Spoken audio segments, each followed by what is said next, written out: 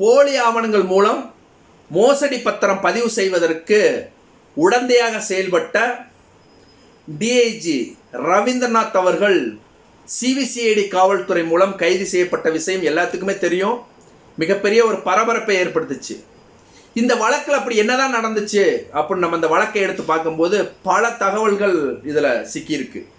என்னன்னு பார்த்தீங்கன்னா, அந்த போலி ஆவணம் தயார் செய்வதற்கு 8 முறை வில்லங்க சான்றிதழ் மாற்றம் செய்வதற்கு சார் பதிவாளருக்கு ரைட்ஸ் கொடுத்துருக்காரு, அனுமதி அளித்த இந்த டிஐஜி ரவீந்திரநாத் அவர்கள் தான். நிறைய நேரங்களில் நம்ம சொல்லுவோம், ஒரு போலி ஆவணங்களோ போலி பட்டாக்களோ மோசடி ஆவணங்களோ இதெல்லாம் நடக்குது அப்படின்னா சம்பந்தப்பட்ட அந்த அரசு அலுவலர்கள் துணை இல்லாமல் எதுவுமே நடக்காது. இந்த அரசு அலுவலர்கள் நேரடியாகவோ இல்லை மறைமுகமாகவோ டைரக்டாவோ இன்டைரக்டாவோ கட்டாயமாக அவர்களுக்கு சப்போர்ட் பண்ணியிருப்பாங்க.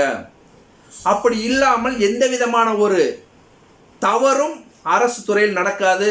அவர்கள் செய்ய போய் தான் இந்த பொதுமக்கள் தினம் வந்து ஒரு மிகுந்த ஒரு வருத்தத்திலும் துயரத்திலும் அந்த சொத்துக்களை பறி கொடுத்துட்டு நீதிமன்றத்தையும் காவல் நிலையத்தையும் ஒரு அலையக்கூடிய ஒரு அவல நிலை ஏற்படுது. அதனால அரசு அலுவலர்கள் எங்களுக்கு தெரியாதுன்னு யாருமே மறுக்க முடியாது.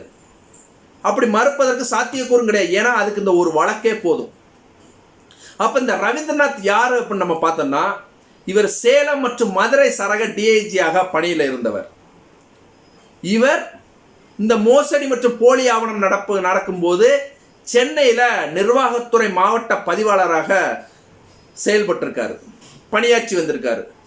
அப்போ இந்த மோசடி ஆவணம் எங்கே நடந்திருக்கு அப்படின்னா, தாம்பரம் வரதராஜபுரத்தில் சையத் அமீன் என்பவருக்கு 10 கோடி மதிப்பிலான ஒரு சொத்து இருந்திருக்கு.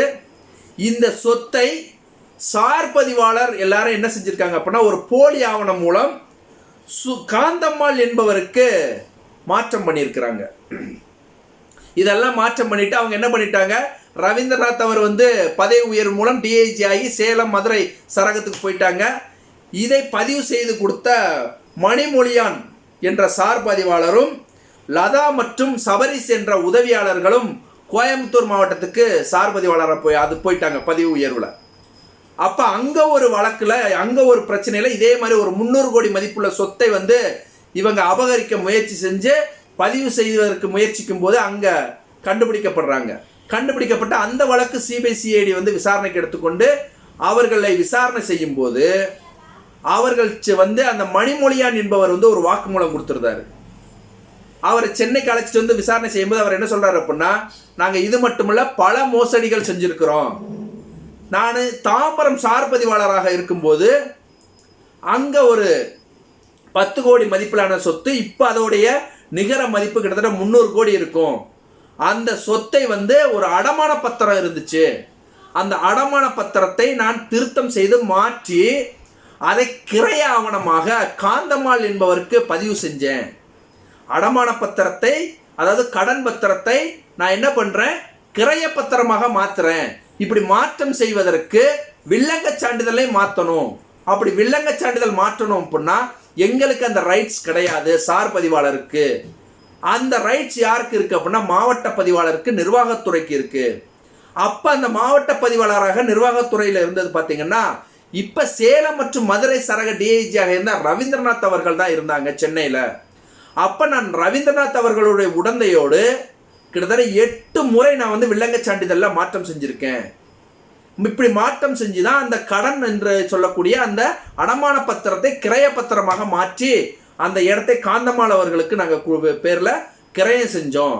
அப்போது என் உடன் இருந்தவர்கள், உதவியாளராக இருந்தவர்கள் அந்த லதா மற்றும் சபரிஸ் அவர்கள், நாங்கெல்லாம் சேர்ந்து கூட்டு சதி செஞ்சு இந்த நிலத்தை அபகரிச்சோம் அப்படின்னு அவர் ஒரு வாக்குமூலம் கொடுத்துருந்தாரு சிபிசிஐடியில். அப்போ சிபிசிஐடி அந்த வாக்குமூலத்தை பெற்று சேலத்தில் டிஐஜியாக இருந்த ரவீந்திரநாத் அவர்களை சென்னை அழைச்சிட்டு விசாரணை செய்யும் போது அவரும் அந்த குற்றத்தை ஒப்புக்கொள்றாரு. ஏன்னா மாட்டிக்கிட்டாச்சுல, மாட்டினதுக்கப்புறம் நான் செய்ய கிடையாது, நான் பண்ண கிடையாது அப்படின்னா இதில் நம்ம என்ன பண்ண முடியும்? உடனடியாக சிபிசிஐடி காவல்துறை அவரை கைது செய்து சிறையில் அடைக்குது. உண்மையிலே தயவு செய்து சொல்கிறேன், இந்த அரசு அலுவலர்கள் உங்களுடைய பணத்தாசையினால் தயவு செய்து இந்த பொதுமக்களை வஞ்சிக்கிறாதீங்க. ஒருத்தன் கனவு கண்டு அவன் ஒரு இடத்த வாங்கணும் அப்படின்னு சொல்லி ஒரு பணத்தை அவன் வாழ்நாள் முள்ளா சம்பாரிச்சதே விரயம் பண்ணி ஒரு படத்தை ஒரு இடத்த வாங்கியிருப்பான்.